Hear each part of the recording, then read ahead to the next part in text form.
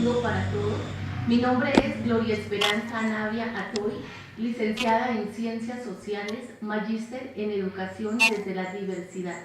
Laboro como docente de aula en el área de Ciencias Sociales en la institución educativa San Agustín de la ciudad de Popayán, Cauca, Colombia. A continuación, realizaré alguna descripción de las principales características sobre el tema de la educabilidad.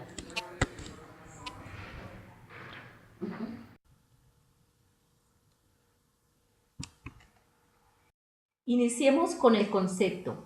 La educabilidad es la posibilidad de transformación que tiene el hombre por su capacidad de apertura, perfeccionamiento, pues no está completamente determinado por la herencia o por el ambiente, lo cual le imprime la característica relacionada con la libertad. El máximo representante es Herbert. Características. Personal, ya que es un proceso individual, es decir, este proceso genera en el ser humano la realización individual y el perfeccionamiento. Intencional, ya que se le imprime la característica de ser autónomo, pero de todas maneras está enfrentado a la influencia del medio externo. Dinámica, ya que la influencia del medio ayuda a la constitución de su personalidad, lo cual se ve reflejado en sus acciones. Necesaria, ya que es importante en la autorrealización y la relación con las demás personas. Límites. En primer lugar tenemos los de carácter ontológico, que se refiere a las capacidades limitadas del ser humano, ya que éste no es perfecto. La corporeidad, ya que no solo el ser humano es espíritu, también es materia, lo cual influye en sus ambiciones, placeres, entre otros.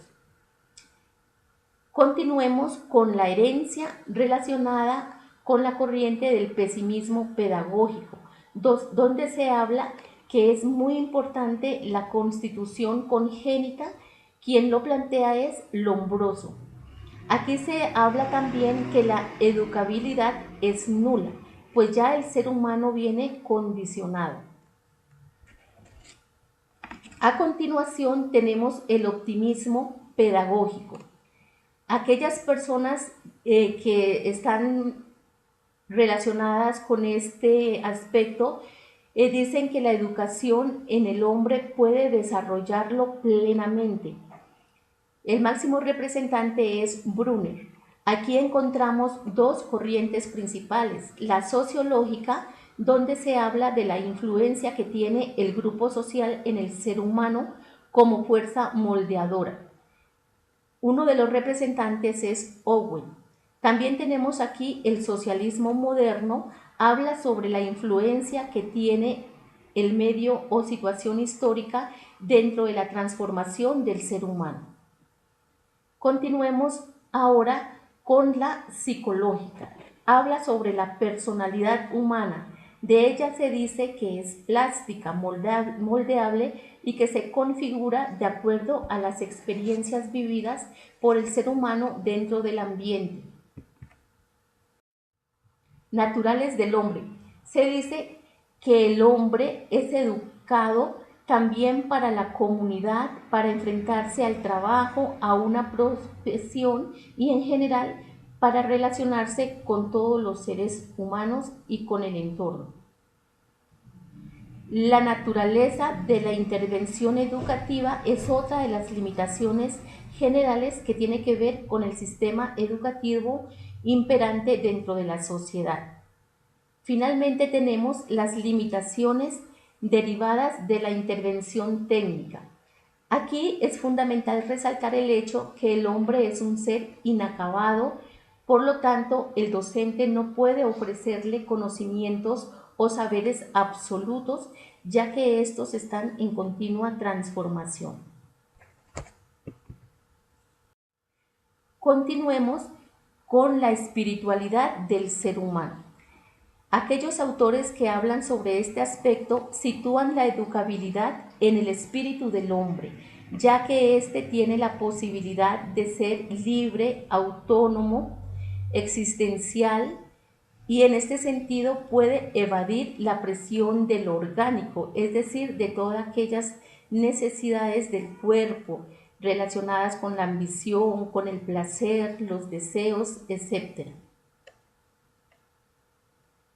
Dentro de este aspecto de la espiritualidad del saber humano se asignan tres características a la educabilidad: la personal, la relacional, que se refiere a la relación del espíritu con las cosas, con la parte corpórea, y la activa, que se refiere a la característica de la apertura del ser humano, del poder de transformación que tiene, todo esto reflejado en la acción. Continuemos con las teorías personalistas. Iniciemos hablando sobre la educación orientada hacia la totalidad del ser humano. Para estos teóricos, la educación debe ser integral, es decir, no solamente debe limitarse a la parte cognitiva o a cualquiera de las dimensiones. El ser humano es visto en toda su plenitud. Es decir, se percibe una imagen plena del hombre. Conclusiones. Dentro de las conclusiones podemos establecer las siguientes. La educabilidad no es un concepto propio de la educación o de la pedagogía. Hace parte de una concepción más profunda y global de la cultura. Por tanto, se relaciona más con la filosofía, la antropología, la psicología y la sociología. En línea de lo anterior, la educabilidad no depende directamente del sistema educativo imperante en una sociedad, pero sí de las prácticas culturales y sociales que se enmarcan en contextos históricos específicos. La educabilidad, más que plantear el dilema enseñanza-aprendizaje, se refiere a la capacidad adaptativa y transformadora del ser humano.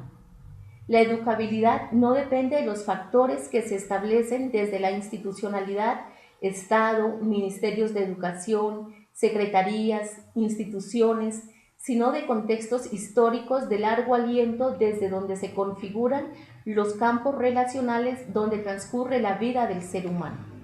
La educabilidad también plantea los límites y posibilidades del ser humano, no tanto aborda un problema cognitivo, sino antropológico, existencial.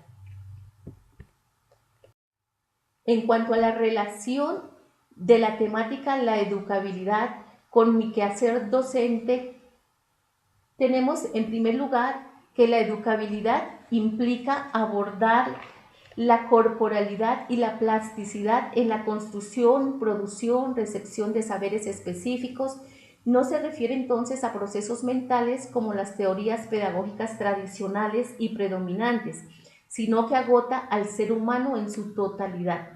Teniendo en cuenta lo anterior, como docente, debo entender que el estudiante es un sujeto con derechos, libre, autónomo, y debo preocuparme no por transmitirle conocimientos, sino por entregarle conocimientos significativos, no fraccionados, para lograr una formación integral en todas las dimensiones que conforma el ser humano, para verlo de manera plena.